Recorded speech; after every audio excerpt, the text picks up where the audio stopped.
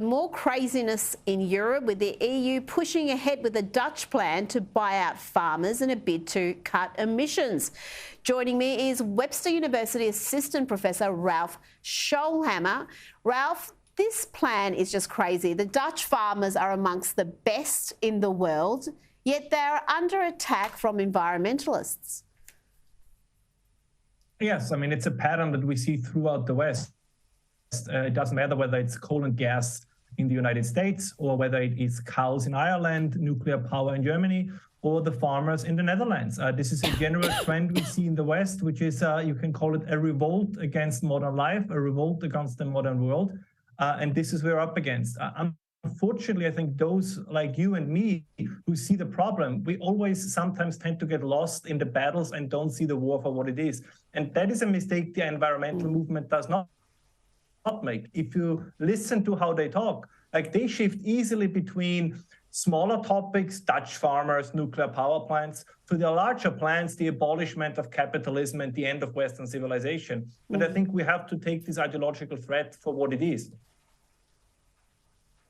We do, and I think so many people are blind to that. They're blind to the end goal, and they do get obsessed with the detail.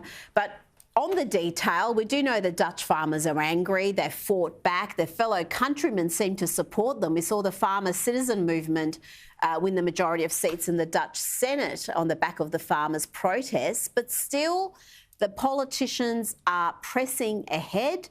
And this scheme is not cheap. It's going to cost over €1 billion, and it's going to have a really detrimental effect on the agricultural industry in that country. What is the impact for Europe in general? Because it's not going to stop with the Dutch farmers, is it? Well, what Europe is currently doing is it goes down a primrose path of poverty in the future. As you just mentioned, if you make food more expensive, if you make energy more expensive, everything else is going to get more expensive as well. And we recently heard, I know that the United Kingdom is no longer part of the EU, but you had a member of the Bank of England who openly said in an interview, well, we have to make peace with the fact that we will be poorer in the future. Now, that's easy for him to say, but if we look at the history of revolutions, both ancient ones and more modern ones, this is how it starts. People do not accept forever that they're simply going to get poorer, poorer, and poorer, and that their children will be worse off than they were. At some point, that anger will turn against the political system, which we see partially in the Netherlands. We saw it in Italy. We see it in Hungary. We see it in France at the moment. We see it partially in the United States, where the political system is luckily that the media has built a fortification around Joe Biden. But we see this anger bubbling up again and again, and I think at some point it will be harder to control. The question is it going to be too late? And let me add one thing, because I'm sure that your listeners feel the same way. I'm sure that all over the West, people feel the same way, but they don't dare to say it. So I take this upon me to say, we are governed by incompetent people. This needs to be said. One of the reasons why the environmental issue is so high up on their agenda, they cannot really accomplish anything within their countries. So since they can't save their nations, they want to save the planet. But this is all a smokescreen. We recently had just one example, the Energy Secretary in the United States, Jennifer Granholm, who wants to run the entire American military on electric vehicles. So the M1 Abrams tank would run on a 40-ton battery. This is insanity. We have the German Minister for the Environment saying now energy is going to get cheaper after we shut down overall 19 nuclear power plants. So they are literally in a war against the laws of physics. And you see the same in the Netherlands, where they say, well, if we have fewer farms and less livestock, then there will be cheaper prices for food. It's not going to happen. So we need to name this as it is. They are gaslighting us and making us believe things that either they believe themselves, that means that they have no clue and they're incompetent, or it is worse and might even be malice in some cases.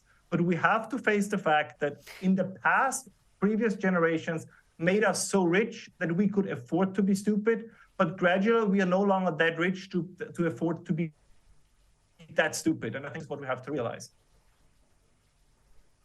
Well, yeah, we are right. We are ruled by incompetent people. We're seeing it right here in Australia. We're seeing similar themes of our coal power plants being shut down, prices going up, reliability going down. And I wonder what the impact on our farmers is going to be, because with the Dutch farmers, it's all about cutting excess nitrogen levels. And Australian farmers are probably going to face similar pressures to change how they operate as well.